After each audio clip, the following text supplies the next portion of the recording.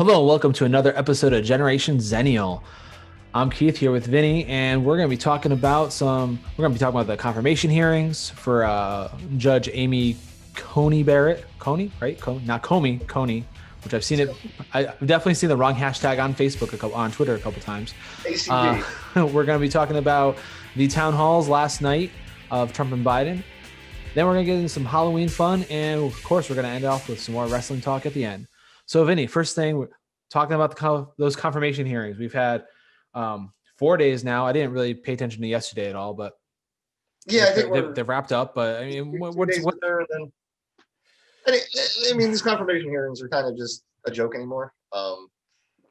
She didn't answer any questions.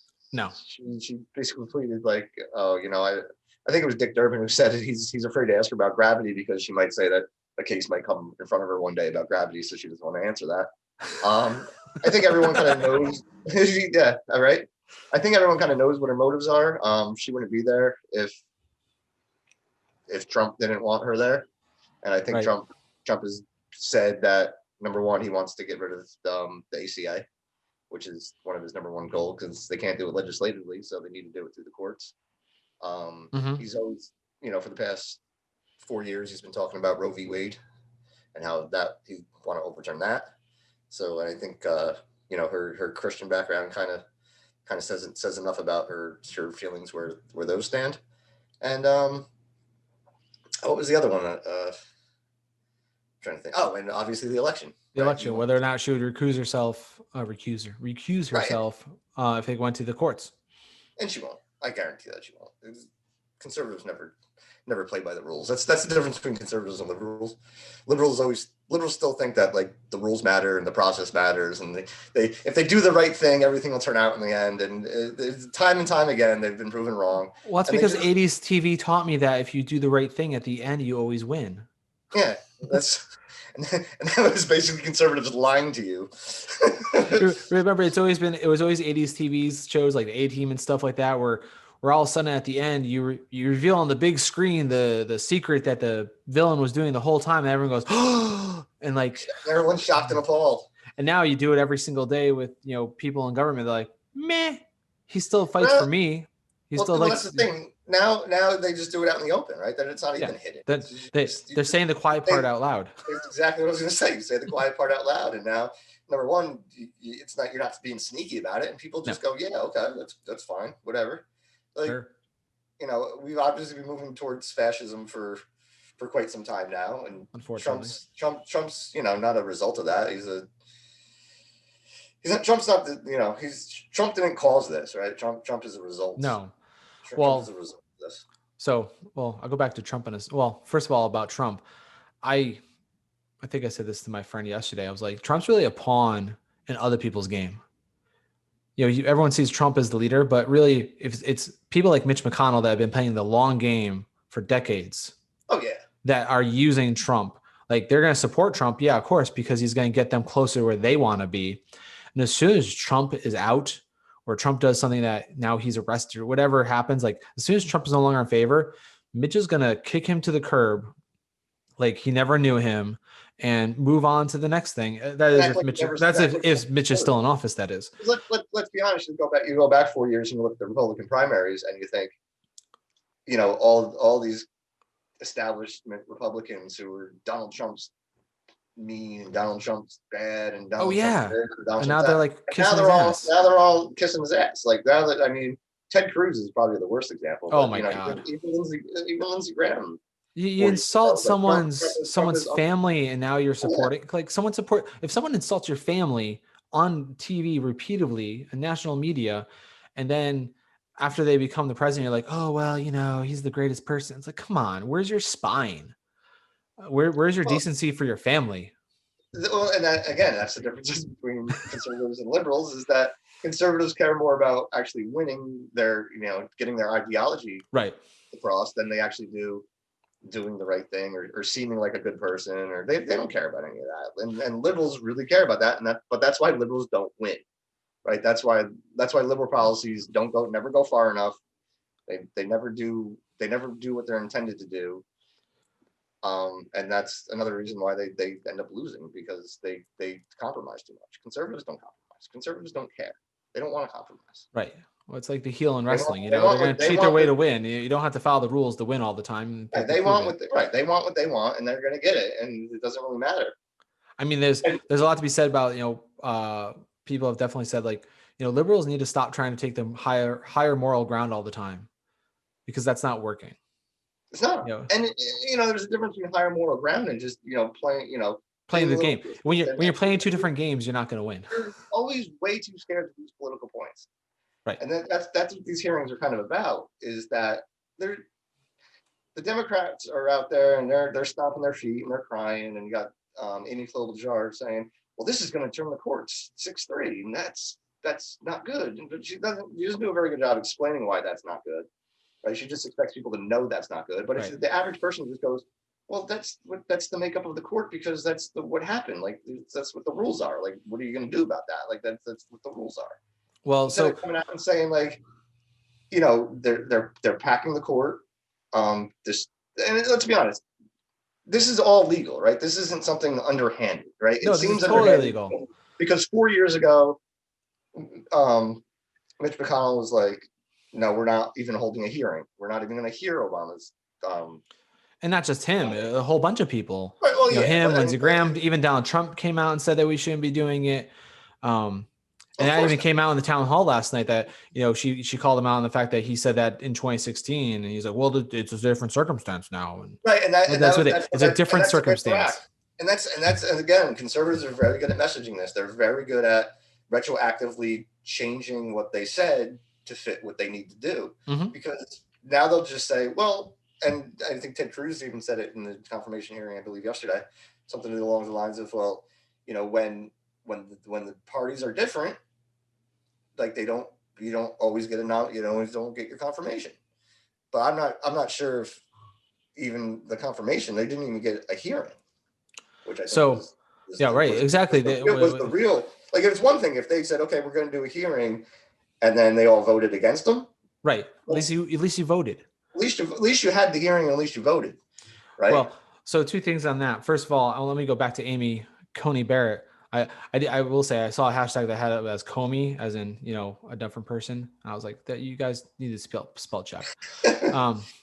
So anyways, you brought up her, people attacking her Christianity. And so coming at this from a Catholic perspective, there's nothing wrong with someone having religious views and living out their religious life as an individual. And that, RBG was Jewish. There's other Christians on the court now. It's not like, we don't have Christians on the court. It's when you look a little deeper at her practicing of her faith. I've read things that, like, she's signed a pledge to another sect within the religion that, like, you have to pledge your loyalty to, following these things and promoting those things. And it's a lot to compare it. It's a lot of the things that people fear with, like, Sharia law. People always like, this person's gonna come in, they're gonna enact Sharia law. I'm like, it's the same thing, just under a different name. If you're guiding policy by your religion. Right, Sharia just means law, right? It's like, it's right. Not. Yeah, it's not Sharia law. It's just it's Sharia. It's just their Muslim laws. And you had Sean Hannity going on about that for how long when Obama was president. I feel like every day Sean Hannity was on the air screaming about how Sharia law is going to take over the. Yeah, because Obama's a secret Muslim. They have no problem. Oh yeah, they have no problem with Christian laws being just enacted. Like, now let's not forget that Christian law is. Is there anything in the Bible about abortion specifically? Or is there anything about it's about sanctity of life is where they would go, thou shalt not kill. But then of course we go to war, so that's a whole other, people like to hide behind those. Murder. And then they're like, oh, well, the death penalty's okay because you're punishing a criminal. Thank you. It's like, okay, we had to protect the sanctity of life, but even though the mother might die, let's protect the fetus that might also die because that's an extreme example. And I don't like to get to that because I think conservatives would agree that in certain cases abortion should be legal. You're right. Most conservatives would agree, but the way it's talked about within the court structure and within the political structure, there's no definition. It's yes or no. It's a black and white issue. Right.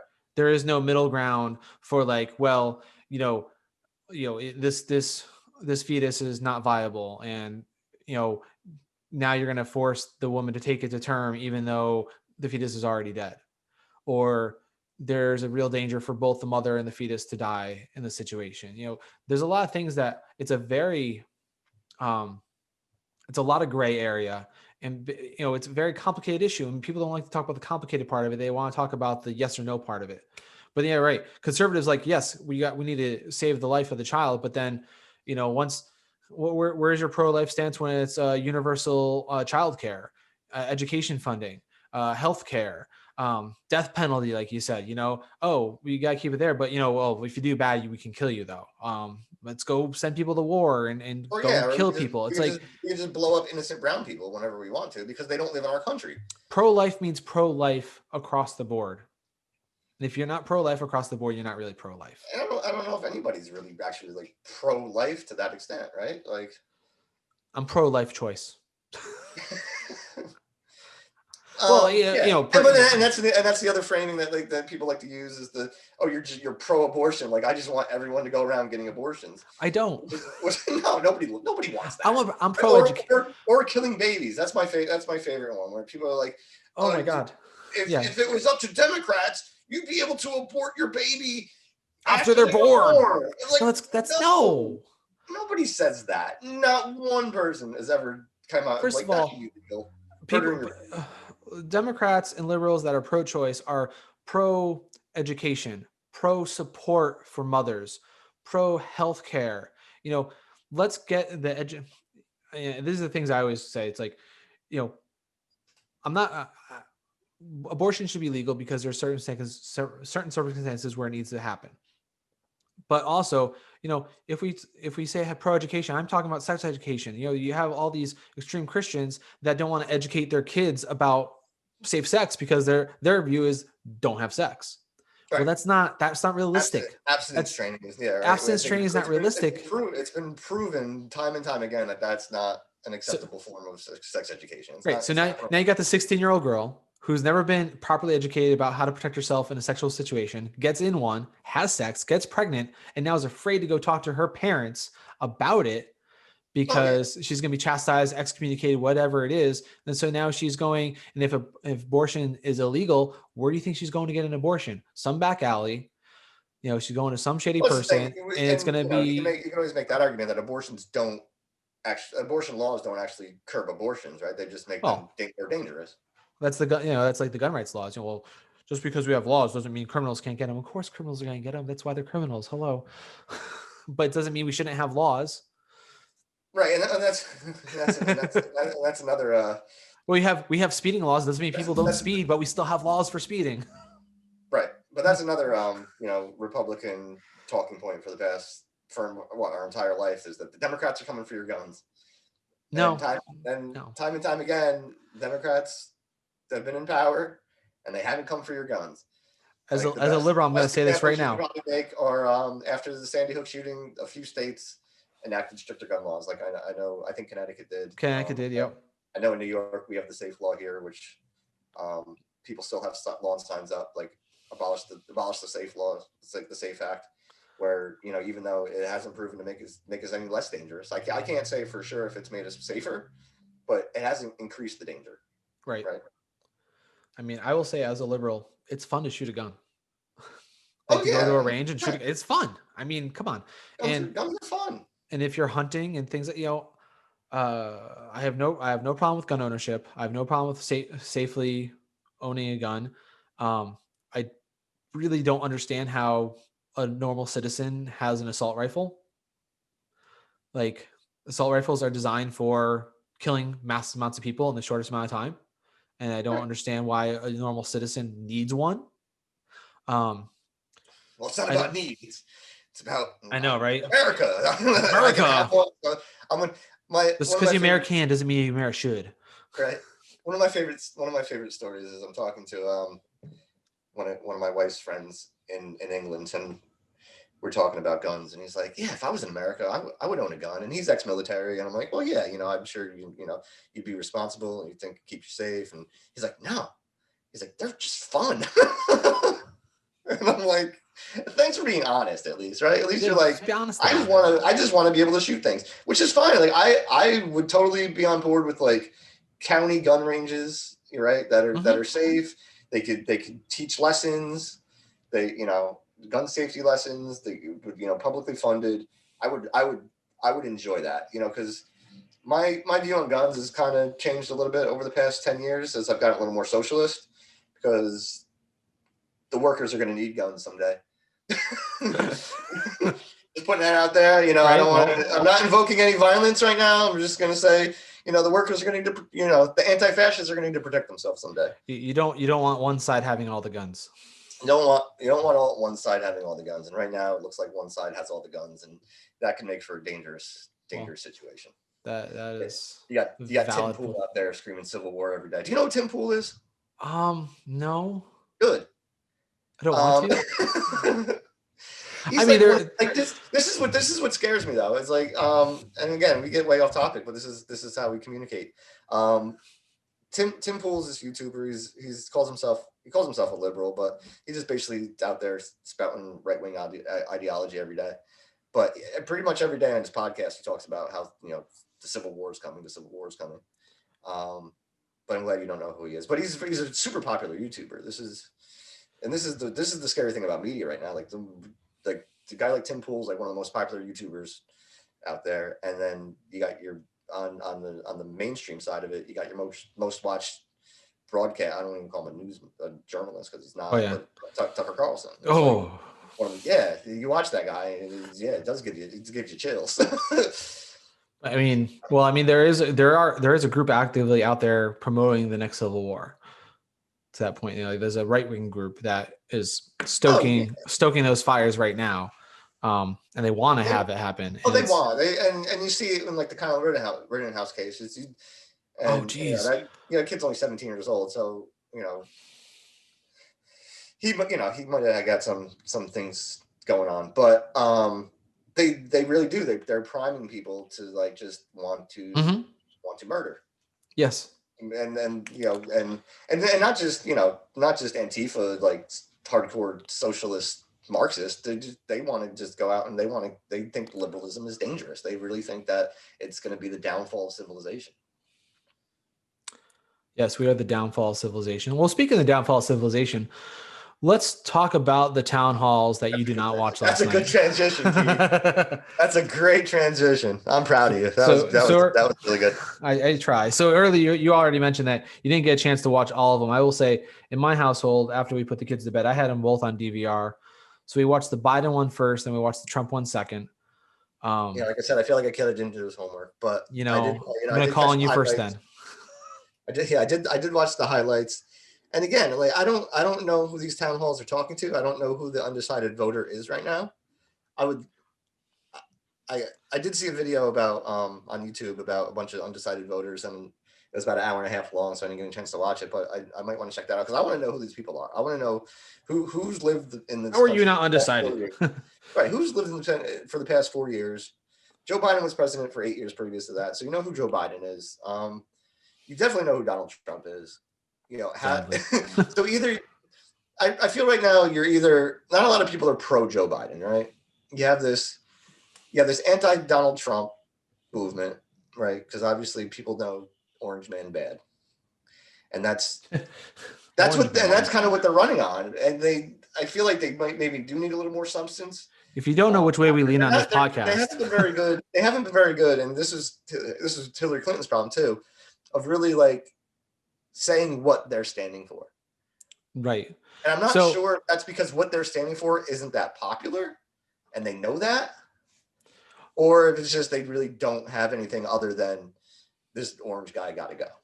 Well, I will say after watching the town halls last night. So first of all, even before watching it, just the fact that, so right away, ABC had already agreed with the Biden campaign to do a town hall format in place of the debates.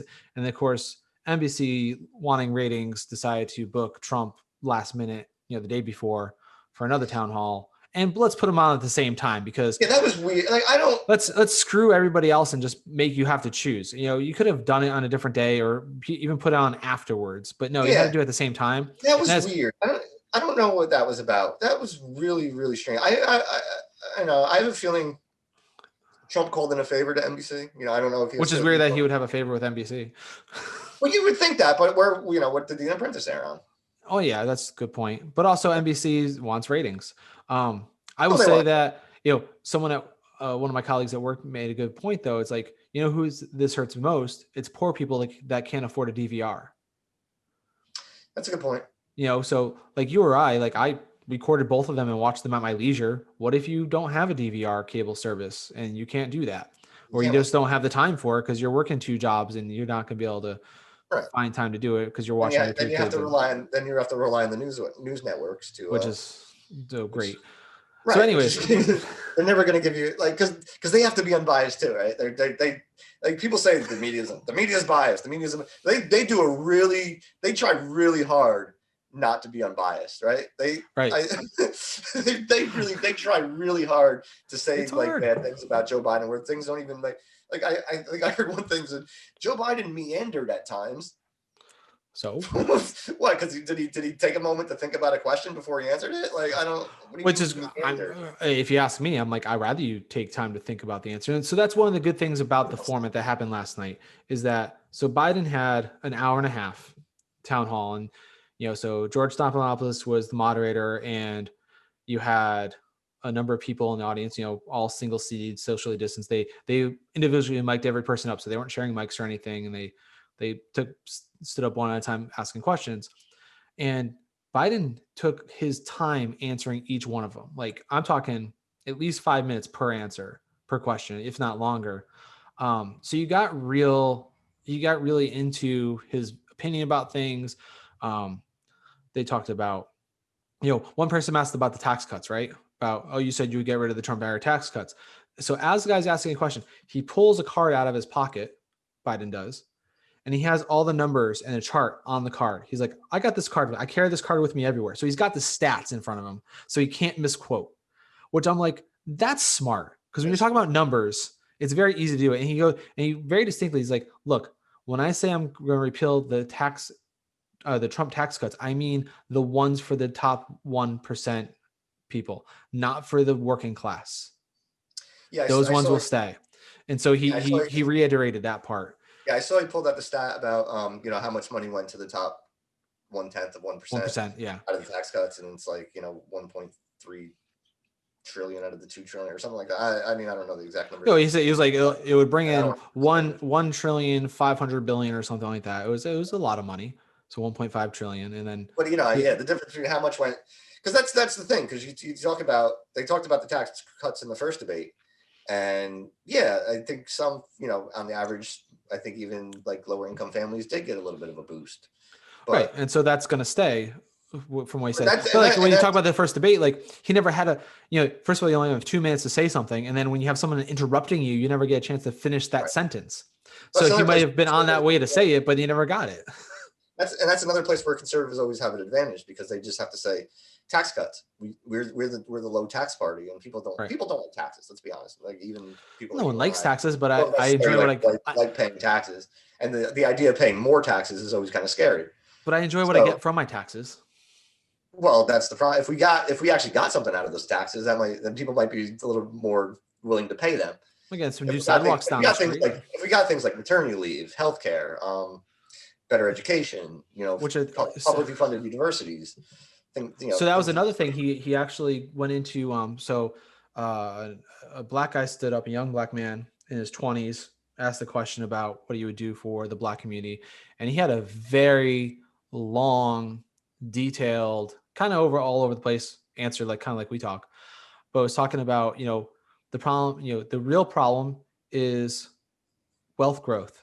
And there's so many things that are stopping that wealth growth in the black community: home ownership, education, universal childcare, all those things. And he's like, that's why we have universal childcare. That's why we need to get rid of redlining and make sure you can get that home loan and incentives programs for that. And talking about increasing funding for HBCUs and also getting programs in HBCUs that are things that corporations want to pull from. So they're pulling people, and talking about funding for black entrepreneurs that have just as great success rate rate as white entrepreneurs, but don't get the funding because of race problems. So it was like, it had to be like an 8-minute response. And he talked about 20 different topics.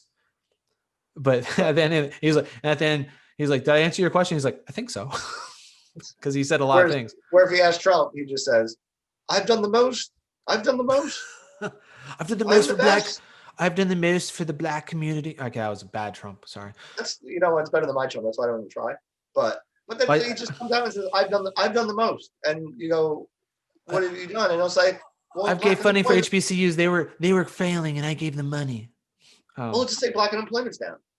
Right? Black unemployment's the lowest it's ever been. And people just go, well, okay, that's a thing. And he's not wrong. Right, not wrong, but if you're working at McDonald's, is it better? If you ask him what policies have you enacted that caused that, I don't think he'd be able to answer. He'd probably just say tax cuts.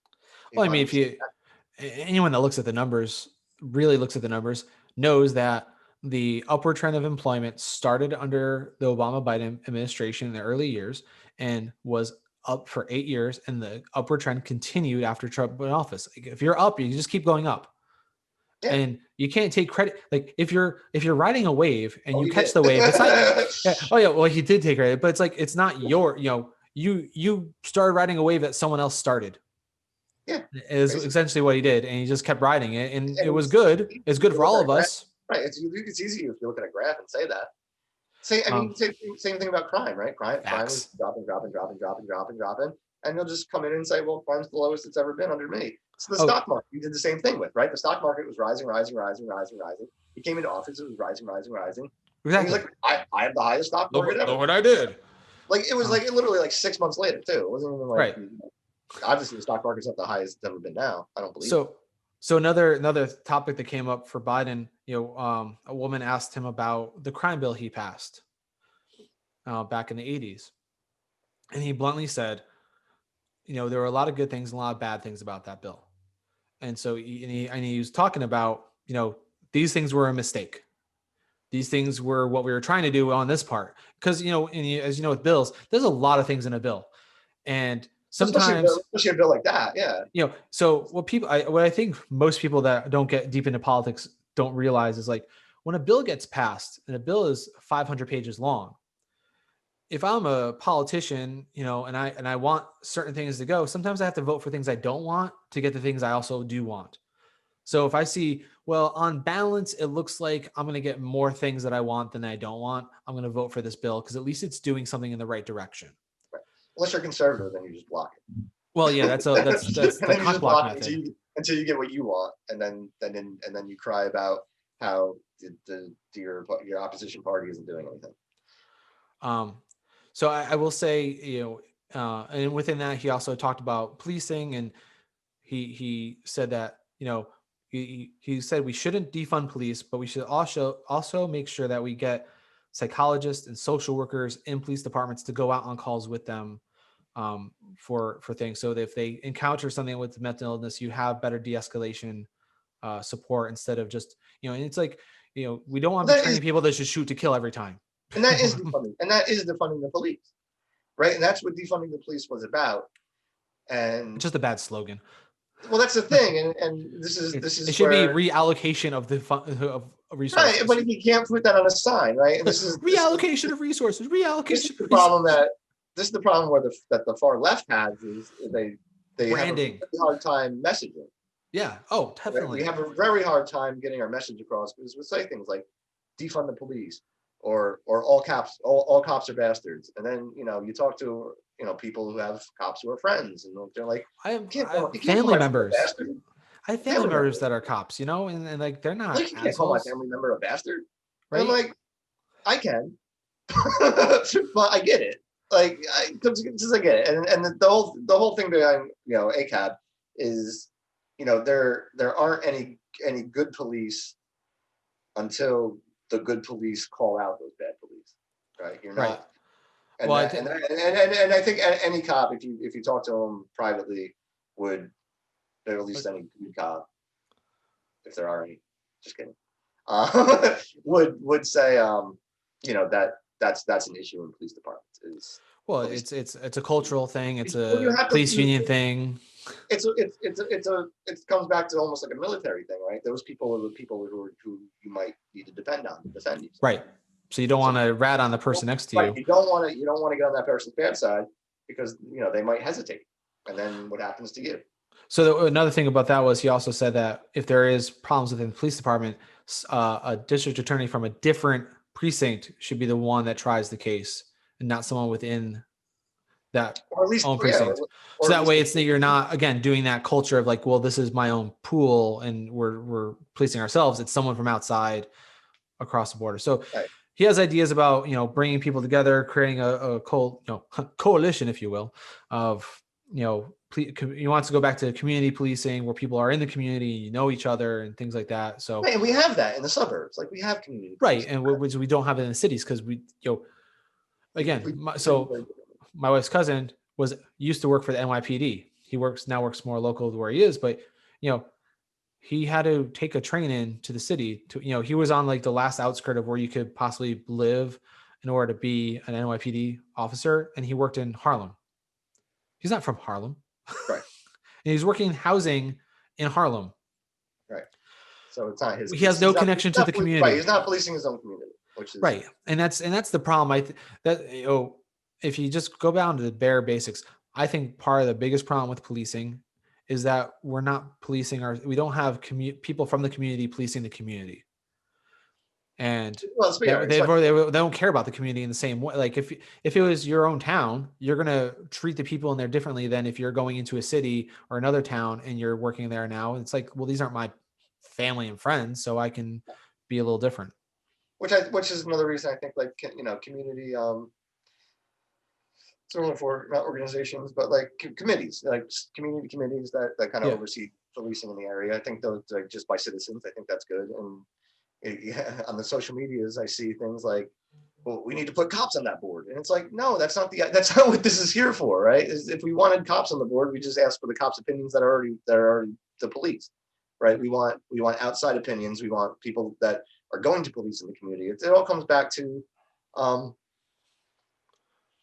democracy, right? It all comes back to like, I want to have people need to have a say in how government treats them. Sorry, I got an email from my boss. Tell your boss you're busy. I just want to make sure. Okay. I'm just yeah, I don't have to cut this. Well, I won't cut it out. Whatever. It's about a meeting at noon. I want to make sure it wasn't like in 5 minutes. Like, oh no, I gotta go. Bye. Boom. Reality is, it's not like we can, with the society this size, I don't feel like you can't have no policing because you need someone, if someone's attacking me, I want to be able to call somebody. I don't personally own a gun. I'm not going to defend myself. I don't want that on my conscience even. Having to murder somebody? Yeah. I talk to people, I've had conversations with people like, oh yeah, I'd have no problem like defending myself and shooting someone if they enter my house. I'm like, really? Like you would have no problem. I'm like, first of all, until you're in that situation, you can't say that. Right. Because, you don't. Unless you've actually been in that situation or you have no soul, you can't say that. And so if someone were to break into my house, I just honestly don't know. I mean, I would, if you're going to attack my kids, I'm going to beat the crap out of you. But what that does to you afterwards, I don't know. It's or at least try. At least try. Well, that's why we have baseball bats strategically placed around the house. Because I'd rather beat you with a baseball bat. And then I may have one.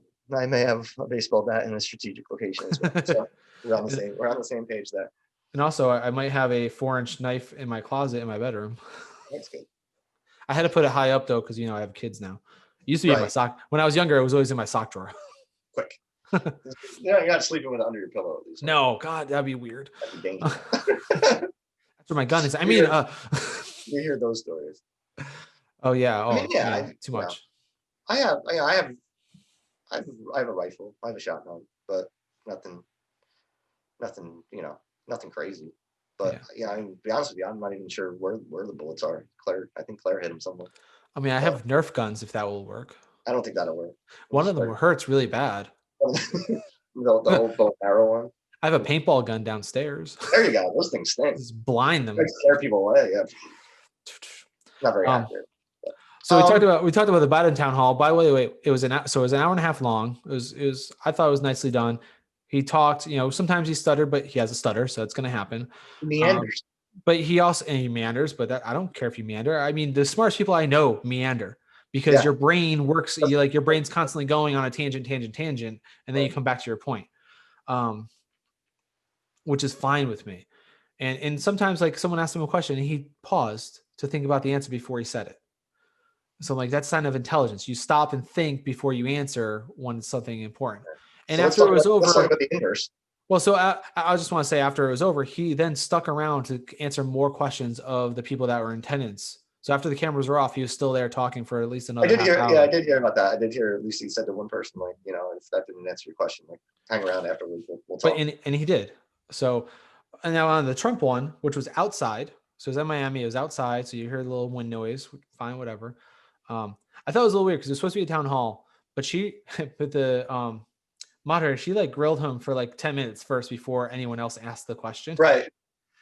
But it was kind of interesting because as he was saying things, she was calling him out on anything that was bullshit. Which is good. I'm like, there you go. I'm not sure if you expected that. It was like live fact checking. Finally, he did seem to get a little annoyed at times. Well, of course he did.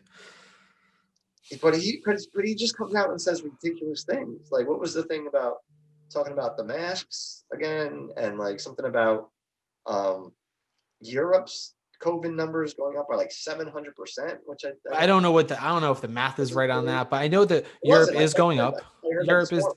It is going up.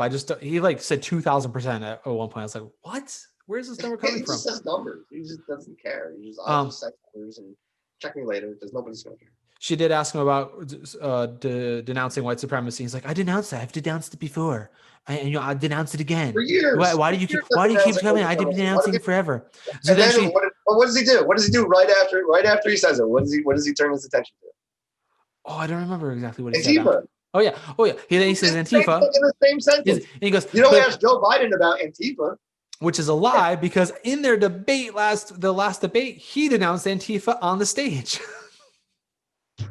Biden denounced it in the debate, but Trump didn't hear him because he was too busy yapping his mouth. Which is again, Trump wants me to vote for Joe Biden way more than Joe Biden wants me to vote for Joe Biden, which is fine, right? If that's the means to an end. I already did, fine. So whatever. But did you vote? Yeah, I dropped my ballot off last Monday. Well, early voting in New York starts on the 24th. Well, Connecticut allowed mail-in ballots for everybody, so. Yeah, we did that, and I dropped it off. Yeah, to request mail-in ballots. I'm not sure because I'm just going to go to my polling. They automatically sent out the request forms. Like Connecticut automatically sent out request forms to everybody. You just had to fill out the request form and send it back in. Check off COVID-19 as your reason, and they sent you your ballot. Look, there's 9 million ballots in the garbage. No, there's 9 million applications in the garbage. And that's what kills me because he said that again. He was talking about, the ballots, they're just throwing ballots away. No, they're not throwing ballots away. There's just unsolicited ballots going out. No, there are ballot request forms going out. And that's what was being lost. And that's what got trashed due to, I don't know, maybe your head of the USPS messing everything up because they changed rules. So I just want to say you're sabotaging it. I mean, that was obviously a master plan the whole time. Oh, voter suppression is always the conservative. Oh God, it is. Hey, let's have one drop-off location in every Texas county. I keep saying they cannot win. The more Democratic things get, the more it helps Democrats. Ironically, the Republican Party will always talk about voter fraud. Like you said, though, they're the masters of voter suppression. They'll never make it. And also, they're the masters of voter fraud too. They will never, right? 2000. Well, I mean, even more recent, there's been local elections where they had voter fraud. They had one campaign. That is true. They were going around and collecting the ballots from people's houses. Like, we'll turn them in for you. No, you can't do that. Right. As voter fraud.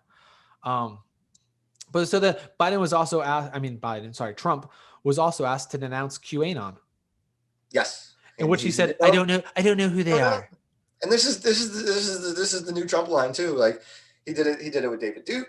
Even I though didn't know who they everybody are. knows who David Duke was, right? He did it with David Duke in 2016. And Even even though if you he's don't on know it, record talking about if David Duke before. and He even did if it. you He don't did know it who with the the person Proud Boys. is, if the reporter then goes, "Oh, he's the head of the KKK," then you say, "Yeah, I denounce him." Like she said, "Oh well, QAnon is a conspiracy. It's a group online that thinks that the Democrats are running a satanic child pedophile ring. Do you denounce that?" Well, I know they're against child pedophilia, which is a good thing. I'm against that too. Right. Uh, but I don't know anything about them. No crap. Yeah. So Like, he kind of like get a nod to QAnon and did not denounce them. Again, two opportunities in a row to just come out and denounce something crazy, and he messes it up. well, it's the same thing with the Proud Boys. Like the whole Proud Boys thing, a couple weeks ago when it was like, oh, and and then he was like, oh, I don't even know who they are. I was like, then what are you talking about? Like, what do you do? Do Are you you know who not they the are? president? Are you not the Don't you know president of who the they United are? States? It's like, Well, that was another thing. The crazy uncle line. That was probably my favorite oh line of my the night. god, Like, Mary Trump tweeted, well, well, he's my crazy uncle, so he's someone's crazy uncle. That's actually pretty good. um, Um, but it was just like, You're the president of the United but States. You're not someone's you, crazy uncle. He was like, I Ross, just retweeted that. I just retweeted. Like, people just have to make up their own minds. This is the oh, about free the market yeah, type of idea. he Like, retweeted the thing about about the conspiracy that we didn't actually kill Osama bin Laden, and then Obama had SEAL Team 6 killed to cover up the thing. First of all, what? yeah, And oh, I just retweeted it. Like, you don't just retweet it was just a things unless, retweet. yeah. Well, then did you not read it first, or did you just like, I like it, Oh, this looks cool. retweet? Retweet. It's Like, against that's how he Obama. twitters, I guess. But like, yeah, does he realize he is president of the United States? Because sometimes I don't think he actually realizes that he's president of the United States. Right. Because he campaigns like he's not. And if you are the president, right, and there's conspiracy theories out there in different groups, like so I know he doesn't get intelligent briefings all the time anymore because he stopped doing them. But if he had them on a regular basis, daily, like you're supposed to, he would know about all these groups because that would be in the daily briefing. Oh, by the way, this conspiracy theory online is saying these things. At least you would hope that'd be in your daily briefings. Well, I mean, who knows what's going on over there? Okay, yes, you're correct. Right? In a proper format, they should be in a normal world, in a normal functioning government. But I don't know if the government is functioning normally at this point. I really don't. So I mean, the whole optics of the thing. There was it was on Twitter. This person blew up on Twitter. Behind Trump, optically, over his left shoulder, there was a black woman with a red face mask on that was nodding for everything he said, like just agreeing with everything. Like I caught that in the highlights. I was like, was she paid to be there, or because it was like strategically placed black person? But if you look at any of his rallies, he always has like that strategically placed black person behind him. Oh yeah, they're not dumb. They know how to put the people. They definitely put women and minorities, the ones that they can find. They put them always front and center. That's a fast move. Like that's fascism 101, right? If you, put them where the camera can see. Right. That's imaging. But like, oh no, the minorities support me. The five that I found. I mean, that was like a couple weeks ago. I had a conversation. Like, so first of all, I've announced this on Facebook before. I'm no longer going to have debates with people on social media that don't want to have a conversation, because I don't want to waste my time. I'm not going to sit here and give you a dissertation and do homework to explain to you why this is wrong or this is incorrect or whatever, because it's not worth it for me at this point. But the conversation I had, like, they're like, oh, look, everyone was wearing a mask at the event because they were showing and they showed me a picture of like Trump with the people behind him wearing masks. And I was like, yeah, but what about this picture? It was the reverse angle with the 5,000 people all held together with no masks on. I was like, no, that's what the camera showed you because that's what they want you to see. That's not reality. You're right, and people who work in media like you and my wrestling background, you learn that media shows you what media wants to show you. This is the hard camera. So let's look at the hard camera, and that's where we worry about the hard camera. We don't care about everything else. Yeah, you can make an empty building look packed. Oh yeah. You can make a packed building look empty, right? I mean, if you ever want to be disenfranchised, go look at a TV set when the lights are off. Well, that's a funny. Glad you brought that up. Because here was I can't remember who said it now, and I don't want to misquote anybody. But they were talking about The Apprentice, and they were talking about how when they walked into Trump Tower, they the first thing they were taken aback by was how dumpy it really is, right?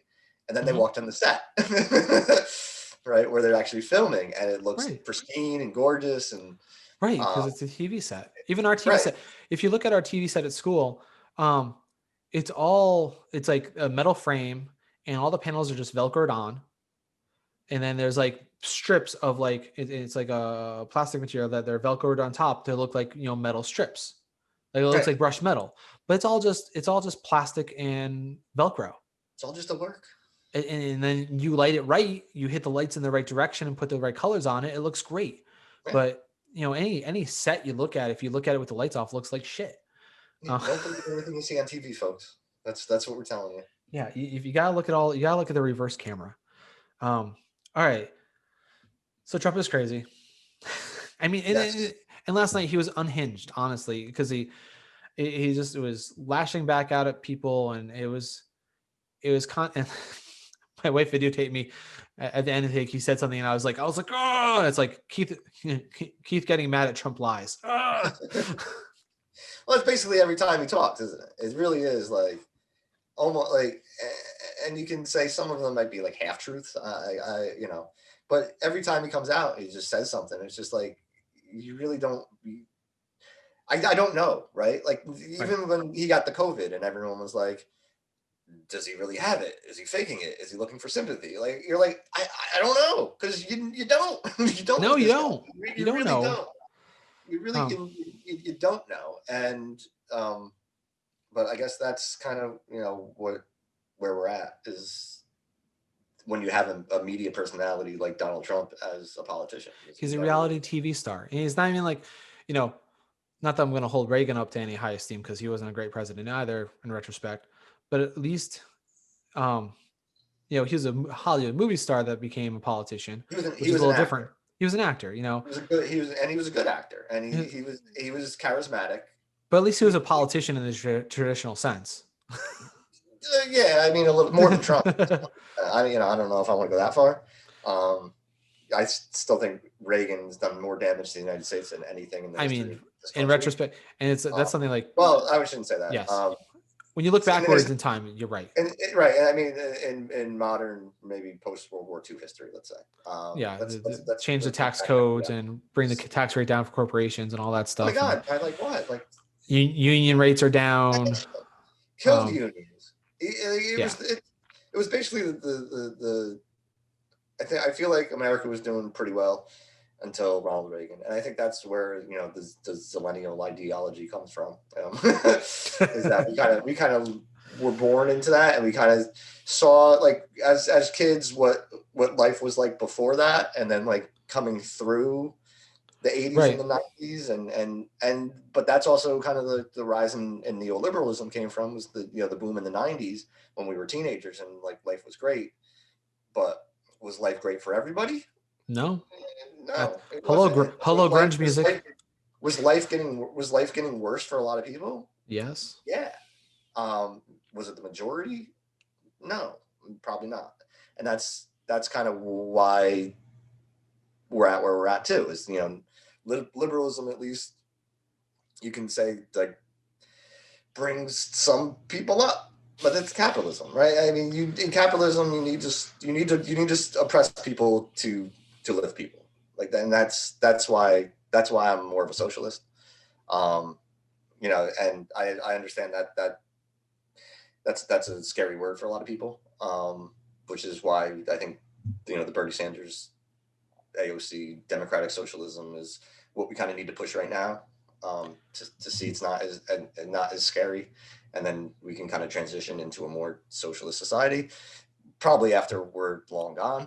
But it's only scary because people immediately look at places that outright call themselves socialist and did it in a very incorrect, not even a socialist manner. They're like, oh, look at Venezuela, it's socialist, and look how great. Yeah, but they also did price fixing. Well, and the government controlled. It was government controlled farming and price fixing, and so it created a whole different problem. Right. Well, it's easy in countries like that or like went socialist to kind of help their people, but also there's a lot of greed involved, and there's a Right. lot of the power when the power structure when when you don't have democracy really. So it's the same reason why communism fails. It's like, oh yeah, we sell the idea to the people, but in reality, all the people at the top are still getting rich and controlling everything. So Right. So it's like, yeah, and so it wasn't really communism at all. right. No, it was, and you look at that's the thing. You look at communist China, like communist China, as as someone who really likes the idea of like anarcho-communism, like people say, well, communist China. It's like, do you really not see a hierarchy in China? Like, Right. like we're not for hierarchies like that, right? We don't want Not only that, but recently, we don't want the triangle with the point, right? We're looking for like a little flatter triangle. It's like type deal. Even communist China though still has a lot of capitalism in it. Otherwise, we wouldn't have all those factories over there making our toys. Right. Well, you talk about poverty rates, and that's another whole thing, because that just people like to talk about poverty rates and how we're lifting everyone out of poverty when actually we're just changing the numbers to make it look like people aren't. Yeah, if you just move the line over here, then we're better. Yeah, you just keep dropping that poverty line, and well, that's another thing too we can talk about real quick is real quick. What is going to take change, because obviously in this country, like, things aren't that bad. I mean, you look at things and you say things are terrible, and they kind of are, but in the grand scheme of history, like, people are eating, right? Right. I mean, we've had a ton of people. I mean, there still are people dying of starvation, which is bad, but because we're not getting the food to them. But we have the most food. We have the most food surplus in the world. Right. Historically speaking, overall, the human condition's in a better place than it has ever been before in all of history. Always happen because of technology, right? Technology, medicine, food. We can grow more food. We can cure more illness. We can keep people alive. So it allows for this. But there is going to be a pinnacle for that. It's going to be a bell curve. And America's starting to be like, you can have those things if you can afford it. Like that's the other end of it. That's where we're going, and that's what's kind of scary about this country, is that's kind of where we're going. It's like, if you can afford things, you can have a very good life here. But if you're poor, you're gonna get crapped on. Well, something that I think about when you say afford things is like, can you afford a good Halloween costume anymore? Because Halloween costumes are pretty expensive sometimes. Very expensive. And I can afford Halloween costumes, and you can afford Halloween costumes. Well, I will say, so let's talk about my Halloween costumes are quite expensive. As you can see, I'm transitioning to our next topic here. I know. Halloween costumes. And favorite ones. I will say, I'm going to, in the history of Halloween costumes I've done, I'm just going to list a couple of favorites of that I've done. So first of all, in college, when I had no money and I was going to a Halloween party, I made a costume out of clothes, glue, and construction paper. Nice. And I basically, I called myself Z-Man. I put a giant Z on my chest, and I made a belt that could hold beers. So you just turned yourself into a superhero. Yeah, I was Z-Man, protector of frosty beverages. That's smart. And so I could just hand beers out to people at the party. That was my idea. And then people like you too. So yeah, exactly. I mean, everyone I was gonna be out with the party liked me anyway, so it wasn't really. I don't remember ever dressing up in college. Oh, we did every year. Well, you weren't in theater, That's true. If I was, one year we went trick or treating around the neighborhood. I believe that. I still have my Star Trek top. I think I wore that for Halloween at least once or twice. There you go. Live long and prosper. But yeah, Halloween, I was thinking more of like your kids' costumes, like, definitely one year I was a Ghostbuster. My favorite costume growing up was probably I was Pac-Man. Right, You were a Pac-Man, man. Pac-Man. It was a big cardboard cutout. I can't remember if it was my mother or my aunt who made it, to be honest with you. So I was probably like pretty young, like 4 or 5 maybe. And it was just this big cardboard thing, and I think it had like suspenders, and it was just basically a big cardboard Pac-Man cutout. It was pretty cool. That's cool. I'm trying to think of kid. Well, first of all, I remember young and like when I don't. don't remember I'm trying to think of my favorite one from being a kid, but I do remember when we had just like the plastic face mask costumes with like the trash bag. Yes, that's kind of what I wanted to talk about too. Is those old It was school. like we had like it was like slits for eyes and a slit for your mouth, and it was just plastic with an elastic band. They all smelled really weird. Like I was a Transformer one year with it on, you know, I was like Optimus Prime. That was a popular one. Then the He-Man one. I think there was a He-Man one that was basically just like a bib almost, right? It was yeah, like it was like a plastic bib. It was like I was at Red Lobster, but it was on the front and back. There were no pants. You had to just wear regular pants. They probably cause cancer in a lot of people. Yeah, that's why I lost the hair. Because that's all I wear for 3 years. Oh, that's the ones I remember wearing as a kid. I mean, what did we do in high school? I mean, I went trick or treating all the way through high school too, or then we went to parties. And it was so I dressed up every year. Like I was a clown one year. I think I was Freddy Krueger one year. Yeah, I think didn't we talk about Freddy Krueger? I think I did Dracula once. I definitely did Dracula once. I had the teeth and I had the blood coming out and I had the cape. So actually part of how I got the Z-Man thing is I still had the cape from when I was Dracula once. So like I just recycled and combined things together and you become another person. I'd say my more extravagant stuff though was, post college, because we used to have, starting when my friend and I lived in Naugatuck, and then we moved, we kept moving the party around, but we always threw like a Halloween party. And so the first year we threw a Halloween party, 3 of us decided to dress up as like a fake hair band from the 80s, but we were British, but we sang Journey songs with a British accent. Ah. And so you're a Journey cover band from Britain. So we all had like wigs, and like I had like a mullet wig with like a white t-shirt and tight jeans, and I played the guitar. Nice. So I like had those cheap Casio keyboard that I put screws in on it, and then like put my guitar strap on it. Walked around with that all night. This is basically a keyboard with straps on it. And then so this is probably my most significant costume ever, because that actually spawned a joke within our group that has continued on for many years, because the name of our band, I'm going to spell it first before I say it so I don't get in trouble. It was spelled BLAQCOQ. BLAQCOQ. Black Cock. Oh, that's mature. And so we sang separate ways that night, and like everyone loved it. And that became like when we went to karaoke, that's what we always sang in those accents. We've done it at all of our weddings with the wigs on. It's become a thing. It became like 2 years later, we had a battle of the bands where it was us versus another fake band at our Halloween party. But then we kept with the theme. So like one year we had a wrestling theme Halloween, so everyone dressed as a wrestler. That's good. I was Mean Gene. I've met Mean Gene. Oh really? Oh man, I hope shared you a liked bathroom. Mean Gene. I've shared a bathroom with Mean Gene. You know what? That's maybe the most famous person I've ever taken a piss next to is Mean Gene Okerman. I did the Mean Gene. So Hulk. No, that's Hulk. Sorry, I can't do the Mean Gene right now. I gotta think about it. But like I basically went around interviewing every single wrestler that night. So we had like Bret Hart was there. We had Shawn Michaels, Macho Man, Hulk Hogan. All the classics. Yeah, it was all the classics. It was great. We dressed up as Kiss one time. Did the makeup and everything. Yeah, I did the makeup. I was jeans. I had I cut like a t-shirt with a big V in it. Wow. And I like borrowed my wife's boots, so I was like on heels.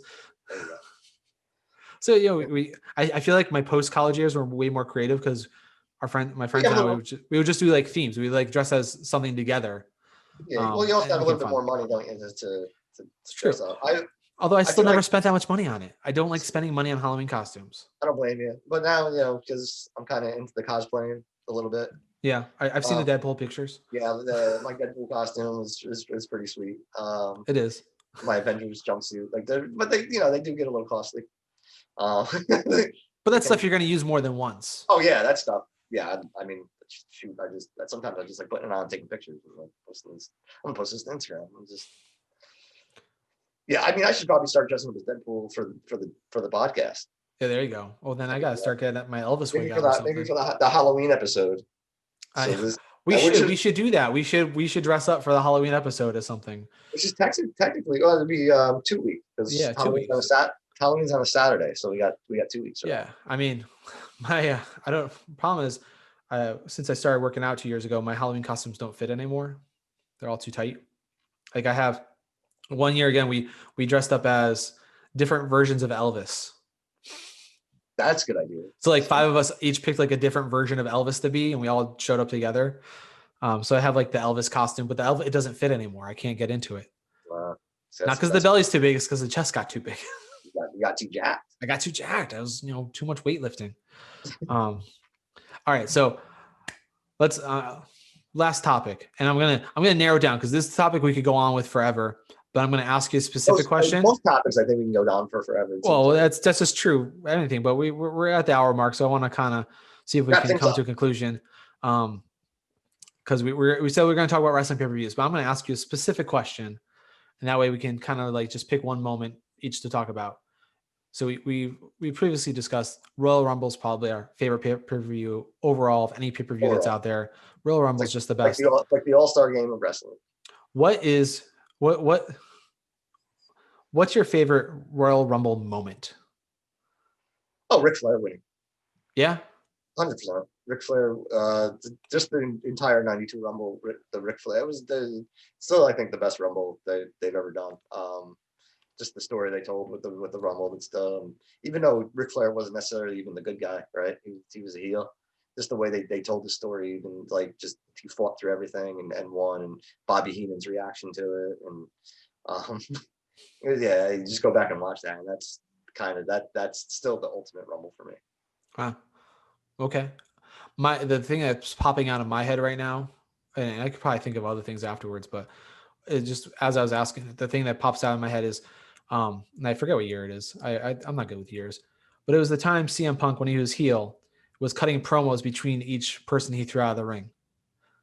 I mean, that to me is just, it was the pinnacle of a character where, he could just maintain that character throughout. He could throw someone out in 3 seconds and then sit down and cut a promo before the next person came out. And you do that person after person. For me, as well, first of all, I'm a Punk fan anyways. So Punk just loved wrestling, right? Punk was just good at getting that across.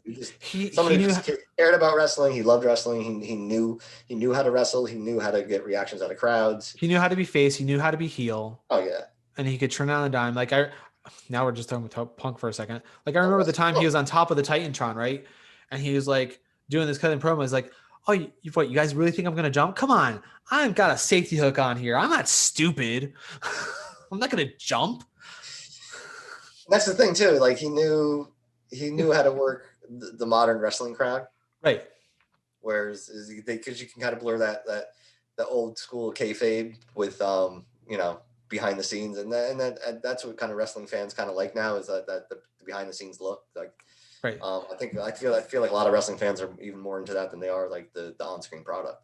You're not wrong, because even with myself, like I look forward every week to watching Being the Elite on YouTube when they release it on Mondays, because it's behind the scenes. It's 20 minutes, but it helps build some of the characters too. Cause like the Dark Order on AEW, they don't really build them up screen wise because they have so many people in it. But when you watch the Being the Elite, they have a whole segment on there. It's like a 5-minute segment of just the Dark Order. And yeah, those guys are good. Those guys are silly. They get it. They get wrestling. They get wrestling fans. Right. I think that comes from being on the independent scene for so long and having to interact with fans on that kind of like a closer level than not only that. I think because they're the generation. I guess the Young Bucks would be more millennials, right? Yeah, they're a little younger. So I mean, being a millennial, they understood the power of YouTube. And they made a brand for themselves independent of any wrestling organization by having that show. And they're like over 200 episodes now. So that's, over 3 years of doing it. And, people come in and out of it, but it's always the Young Bucks show. And you're right. It's a way to be able to get to their fans no matter where they are and maintain those fans and show the behind the scenes. And right. And they just do a much better job of being kind of like personable, right? And you almost feel like you know them, like even though you don't, right? It's Right. that kind of Like, it's oh, that work, right? But it's being personable. It's being able to connect with people, and I and I think will say, that's and part as of a what we do. fan, like if I ever get this chance to meet one of these people in person now, when I see them, I can't, I always, whenever I see a famous person, like I always have that, like, do I really want to go and say hi to them or whatever? Cause like, what do I say? But it's like, if you know a little personal about stuff about them, then you'd be like, hey, big fan. I really enjoyed the thing when like, how's this person doing? You can ask them a genuine question about like their family or something and like have a real connection. I think just makes more difference. Like versus the time I sat next to Bobby Lashley, I was like, "You're Bobby Lashley, right?" He's like, "Yeah." Yes. Well, Okay, cool. literally, it was last That's a shame year. too, because Bobby Lashley is actually a really cool guy. Like he's actually a guy you could probably have a conversation with, and he'd actually probably talk to you. I was playing craps with him at a casino. Oh yeah, that's cool. Yeah, my dad and I, after a Sox game, we went to Springfield. I was like, well, so we're gonna go with MGM, right? So we get there. First, I'm gonna go to the restroom to just take care of business. And I see, I'm like, I'm watching. I walk out. Like that guy looks like Bobby Lashley, but he's in a suit, so it's like a little, out of character, whatever. I'm like, let me just Google real quick. No, that's definitely looks like him. But then at the same time, like they have a pay per view in Hartford tonight. Why is he here? But he wasn't on the card. So then later on, I'm playing craps, and all of a sudden, him and his like girlfriend or wherever the girl that he's with come up next to me. So now I'm like, all right, I'm in the game, whatever. I'm playing, I don't care. But he's there. I'm like, okay, I gotta say something because like he's next to me. I'm like, so I just turned like, I'm like, you're Bobby Lashley, right? He's like, yeah. I was like, so I shook his hand, like, oh, big fan. And that's all I said. We didn't go into conversation. We kept playing, and then I started helping him play craps. I taught Bobby Lashley how to play them. Like, cause he's like, he kind of knows things. He's trying to tell the girl, but he doesn't really know either. So I'm like, oh no, you should do this over here. And like, I was like, to me, I don't know. I'm never like, I can get starstruck, but I also don't want to be like oh my God, let's take a picture together. I like rather have a real interaction with people. Yeah, it's always I don't because know. yeah, no, I totally get that because I'm kind of a shy person to begin with. Like unless I know you, like I don't really talk to people. But so That's yeah, why I'm kind of that's why you don't go to the bar. that's another reason I don't go to bars. But yeah, so like I would probably never actually go up to a celebrity on their own. Maybe if they were next to me at a craps table, I'd be like, oh, it's nice to meet you. Like I like your work. But yeah, it's kind of an awkward situation because they get it a lot. I'm Yeah. sure too. So they like to be left alone. Well, there was Um, definitely a time like where fans came by and wanted to take a picture with him, and they did. And they came back, and the pit boss was like, "Hey, Bobby, if that gets out of hand, just let me know." which is cool. So Well, it's like because like, apparently he must come there often because he they knew probably who goes he there a lot. was. Yeah, So like they're and like, hey, I'm if sure if it's an he's issue, in the let us area a know. lot. I'm sure, and it's like, and they want to take care of him because I'm sure if he's And I like that. I was like, money there. he had left, and then the girl was just there for a while. So then I'm helping her directly play craps while he was gone with his money, which is funny too. That's a cool story. I will say I was next to Triple H once, but I didn't say a word to him. No, Because I was working. I was working a job. gotcha. I was hired to record a birthday party. So I had these clients in Westport, and like I'd recorded their kids' stuff since they were born, kind of thing. And so we're at this party at like the Westport Playhouse in their barn where they do events for people.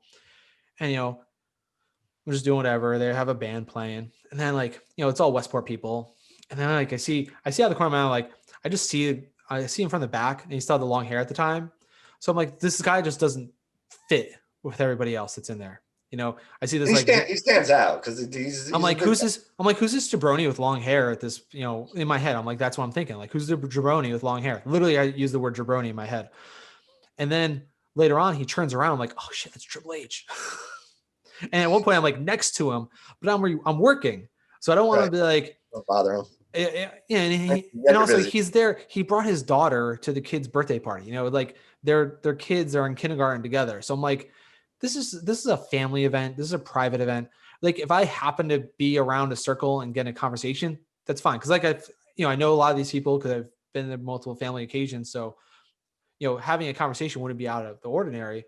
So I'm like, if it happens to be, it happens to be. But I'm not going to go out of my way to be like, hey, how's it going, Triple H? I think your knee thing is the worst move in the wrestling. Was knee lift? No, Or is I hate I the don't knee know. lift. Oh, Oh, the knee lift or the no, with it was the shoulder block.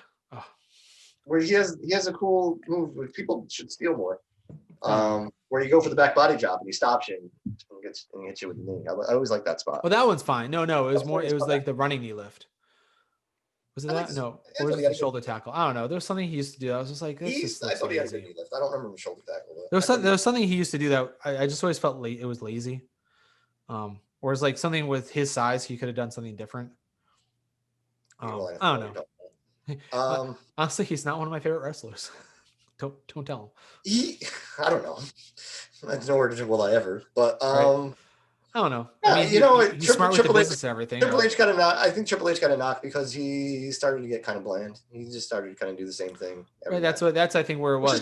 Which is kind of okay, but at the same time, it was like that post DX era when he was King of Kings, and he was just kind of like every match he did the same set of moves at the same order, and also at too, the like same point.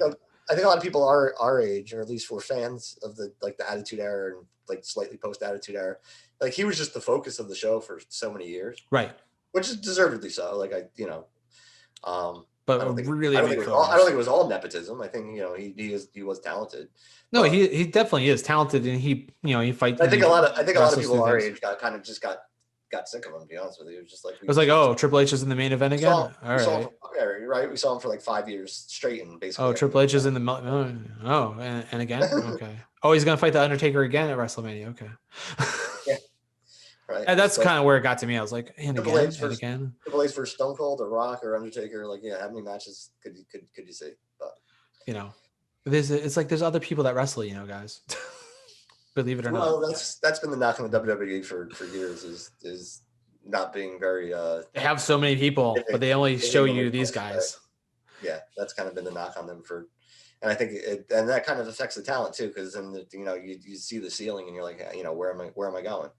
Right. It's like, oh, you got a 60-man roster, but only 10 of you guys wrestle every week. Right. And half of that just to keep keep people off other promotions. Exactly. That's what it totally is. And honestly, if you're a wrestler, it's money, it's like, you want to pay me to stay home? I will take that job. And they're 6-figure deals a lot of times. So it's not like it's good money.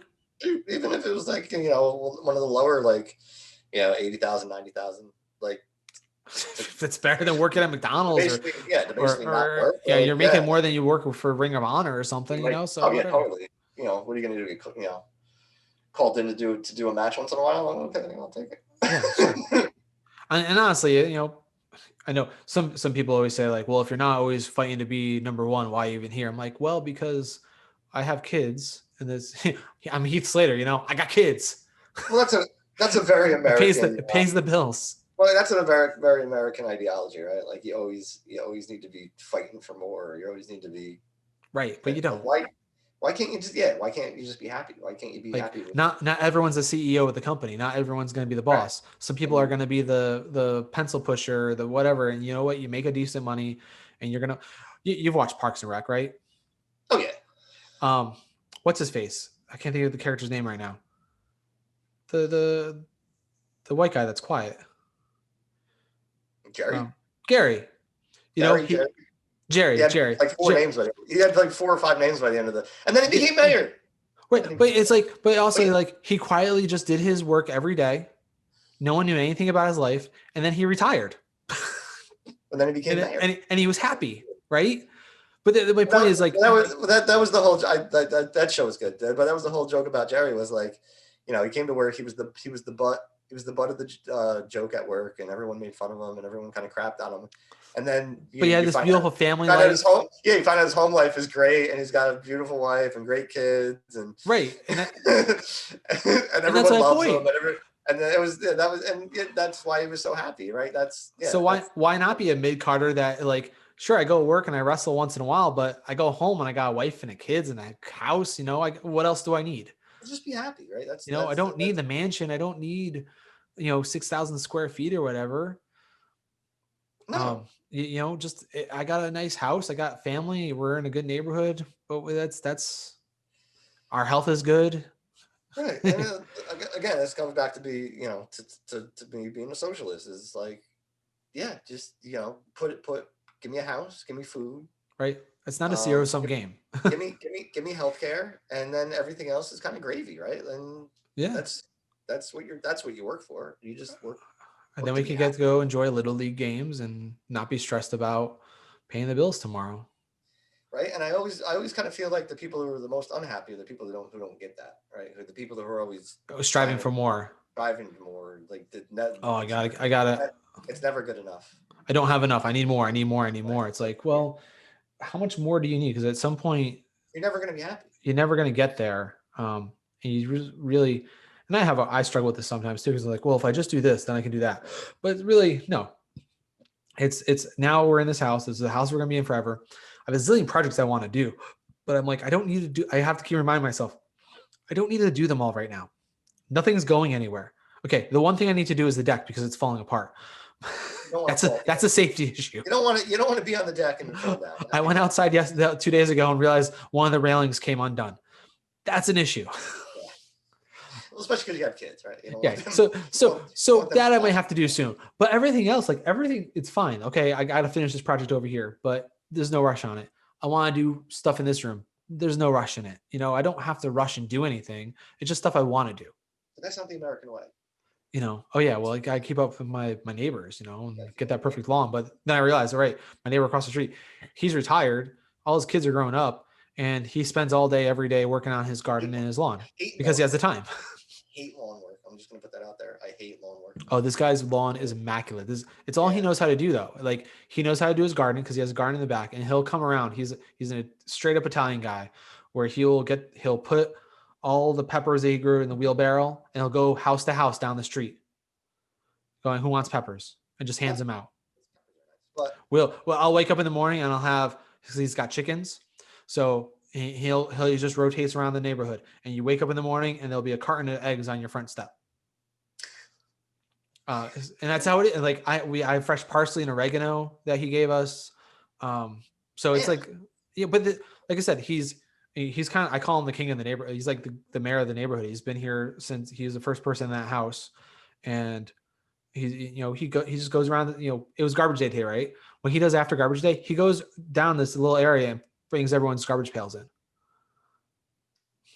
It's just what he does. I mean, he'll give everyone a hand, and you can borrow anything he's got. It's such a great neighbor to have, honestly.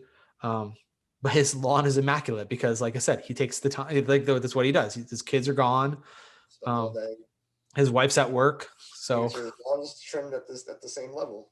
Oh, he's got the big mower. He's got the professional mower and comes out and does it. I can tell you, my lawn right now looks like crap because we took a pool out. Oh, did that too. We had a pool, we had a pool there since when I was probably 10 years old, so like 30 years ago. We were like, we don't use this pool. We got it, like, it's a lot of work. Let's get rid of it. So we had a big dirt spot there, and then I finally got some grass seed and planted some grass, and it didn't come out very well. So now it's all like patchy, and some of the grass is like really high, and some of the grass is like barely growing. And it's like it'll even out eventually. It'll hopefully even out eventually. I'm gonna see what happens. Because winter's coming, so I'm like, you know what? Winter's coming. We'll see what it looks like after the winter, and we'll probably have to reseed it next year. But that's a whole other story. Yeah, well, let's not talk about lawn care. Oh my god, I have a big topic about that stuff. We can talk about that next time. So I have thoughts about lawn care and diverse ecosystems. Well, Juan, thank you for wasting another hour. No, wait a second. You ever listen to Car Talk on NPR? No. That was always their sign off. Thanks for wasting another hour with us. Click and Clack, the Tapper Brothers. Oh, those guys. Yes. Yeah. They always say thanks for wasting another hour with us. Their show was on for like a long time, even after one of them passed away, wasn't it? Yeah, they just kept doing reruns and best of. I'm not even a car guy, but those guys were entertaining. I love that show. And those guys were great. And they're in the Cars movies. How are they? They are also in the Cars movies. Although in the third movie though, because one of them passed away, they just reused clips of his voice from other movies to like make sentences. See? So it's kind of interesting. Anyways, that's the one thing I do miss out on not having kids. I think is missing out on a lot of the kids media, which is pretty good. Like I did like Adventure Time. Okay, it was a pretty cool show. I do like Adventure Time, and Teen Titans Go is also one of my favorite kids shows. We can talk about kid shows next week because I got things to say. Let's talk about kid shows. Okay, we'll do a whole episode on kids shows. Now and then and now. Well, I'm sure some news will happen too. We got then now forever. We got to talk about some news because that's always a good conversation. All right, well, we've definitely passed the hour-long mark. Thanks again for listening. This has been Keith and Vinnie, Generation Xennial. Generation Xennial. Thanks for listening. Check us in your podcast feeds. Insert sign-off catchphrase. Engage. All right.